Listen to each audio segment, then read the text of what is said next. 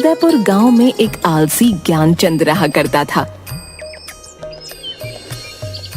वह रोज सुबह उठता, पूजा करता, खाना खाता और सो जाया करता, जिसकी वजह से उसकी पत्नी बहुत परेशान रहा करती थी। एक दिन ज्ञानचंद भरी दोपहरी में अपनी झोपड़ी में सो रहा होता है। अरे अरे, अब तो उठ जाइए जी। दैया रे दैया, आखिर कब तक यूं ही सोते रहोगे? सुबह से दोपहर हो गई है जी, उठ जाइए, जाकर अपने खेत देखाइए ना। इस बार की भी अपनी फसल अच्छी नहीं हुई है। हाँ। अरे अरे, क्यों तंग करती हो भाग्यवान? है ये मेरे सोने का समय है। हाँ, मेरा राहु बता रहा है कि अभी बाहर जाना मेरे लिए शुभ नहीं होगा। हाँ, अभी खेत में जाऊंगा तो जरूर कोई अपशगुन होगा। हाँ, तुम एक काम करो भाग्यवान, मेरे लिए भोजन ले आओ, मुझे बहुत भूख लगी है। जाओ जाओ, लेकर आओ भोजन। हाँ। हे भगवान, दैया रे दैया, ये कैसा आलसी पति दिया है मुझे, जिसे बस सोना और खाना ही आता है। थोड़ी देर पहले अभी तो भोजन किया था आपने, और अभी फिर से। हे भगवान, दिन भर में कोई तो काम करते नहीं आप। हाय हाय, किस आदमी के साथ बन गई मैं। दैया रे दैया। ये देखिए जी, मैं आपके लिए भोजन ले आई हूँ, अब तो उठ जाइए ना। अरे वाह वाह, कितनी अच्छी खुशबू है भोजन की। लाओ लाओ भाग्यवान, भोजन दो मुझे। वाह वाह वाह, आज तो तुमने गुड़ का चूरमा भी बनाया है। अरे वाह वाह वाह। अरे वाह भाग्यवान, मजा आ गया। बहुत ही स्वादिष्ट भोजन बनाती हो तुम तो। हाँ, अरे वाह वाह, तुम्हारा तो कोई जवाब ही नहीं है भाग्यवान, बहुत ही मजेदार। हाँ। दैया रे दैया, वो सब तो ठीक है जी, लेकिन अभी आप बाजार से थोड़ा अनाज ले आइए। घर में अनाज खत्म होने को है, ऐसे में मैं क्या भोजन बनाऊंगी? क्या कहा भाग्यवान? अनाज खत्म होने को है? अच्छा अच्छा, ले आऊंगा कल सुबह जाकर। अभी बाहर जाना अपशगुन होगा।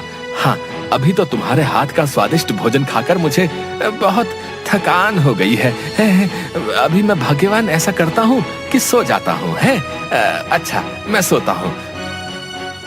दैया रे दैया, हे भगवान, आपको तो दिन भर सोने के अलावा कुछ नहीं सूझता। जब देखो तब आलस। मैं बहुत तंग आ गई हूँ आपसे। अगर ऐसे ही चलता रहा तो मैं अपने मायके चली जाऊंगी। हाँ, बता देती हूँ आपको। अच्छा अच्छा, ठीक है भाग्यवान, बाद में सोचूंगा इस विषय के बारे में। अभी मुझे नींद आ रही है। हाँ, तुम मुझे सोने दो। हाँ। जिसके बाद ज्ञानचंद खर्राटे लेता हुआ सो जाता है।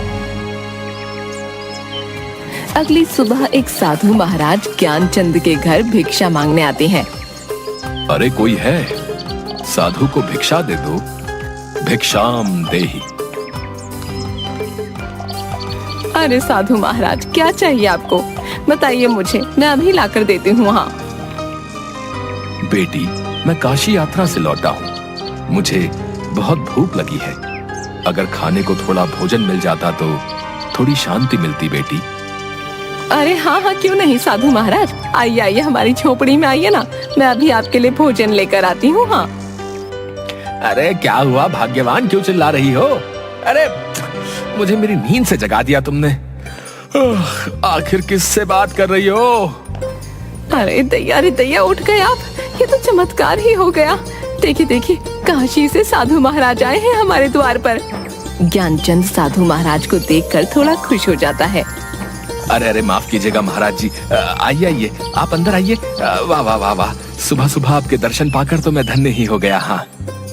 जिसके बाद साधु ज्ञानचंद की झोपड़ी में आकर बैठ जाते हैं।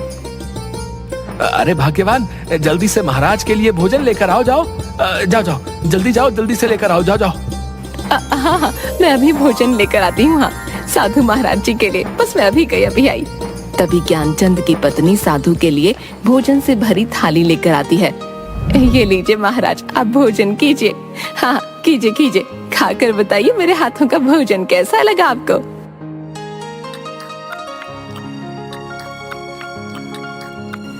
अरे वाह वाह, बहुत ही स्वादिष्ट भोजन था। मेरी तो आत्मा ही तृप्त हो गई बेटा। सच में तुम्हारी पत्नी के हाथों में तो माँ अन्नपूर्णा का स्वाद है। बेटी बहुत खूब, मैं बहुत खुश हुआ। इसलिए तुम कोई भी मुझसे एक इच्छा मांग सकती हो। तभी ज्ञानचंद ये सुनकर खुश हो जाता है। क्या सच में महाराज आप मेरी एक इच्छा पूरी कर सकते हैं? अगर ये सत्य है महाराज तो मुझे वरदान दे दीजिए कि मुझे जीवन में कभी कोई कार्य ना करना पड़े महाराज। मैं पूरा जीवन आराम करके ही बिताना चाहता हूँ। हाँ। ये बात सुनकर साधु महाराज थोड़ा हैरान हो जाते हैं। ये तुम क्या बोल रहे हो बेटा? ये मनुष्य जीवन है। मनुष्य को अपना जीवन व्यतीत करने के लिए अपने दैनिक कार्य तो करने ही पड़ते हैं। तुम्हारी ये इच्छा सृष्टि के नियम के विरुद्ध है बेटा। महाराज आपने कहा ना कि आप मेरी एक इच्छा पूरी कर सकते हैं, तो मैंने आपको अपनी एक इच्छा बता दी महाराज। अगर अब आपने मेरी इच्छा पूरी नहीं की तो यह आपके बोले गए शब्दों का अपमान होगा महाराज। हाँ। तभी ज्ञानचंद की ये बात सुनकर साधु थोड़ा सोच में पड़ जाता है।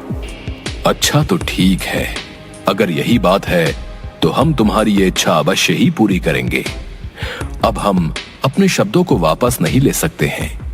हम तुम्हारी ये इच्छा अवश्य ही पूरी करेंगे।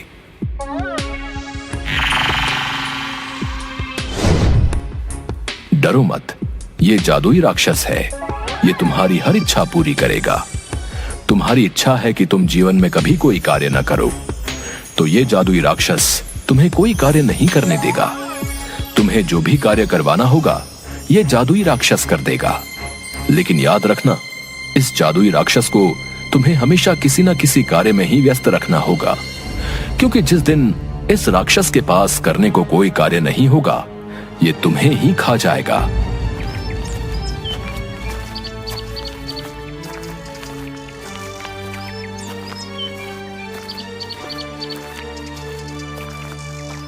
तभी ये बात सुनकर ज्ञानचंद की पत्नी थोड़ा डर जाती है। तैया रे तैया, नहीं नहीं, ये आपने क्या कर दिया जी? अपने आलस में आकर साधु महाराज से कैसी मूर्ख इच्छा मांग ली। मुझे तो आपके लिए बहुत चिंता हो रही है जी। अगर किसी दिन इस भयानक दिखने वाले राक्षस ने आपको ही खा लिया तो मैं क्या करूंगी जी? अरे भाग्यवान, तुम व्यर्थ में ही चिंता कर रही हो। ऐसा कुछ नहीं होगा। अब तुम देखना मैं इस राक्षस से कैसे सारे कार्य करवाता हूँ। हाँ, अब तो मुझे कोई कार्य ही नहीं करना पड़ेगा भाग्यवान है, और तुम्हें भी मुझसे कोई शिकायत नहीं होगी। हाँ।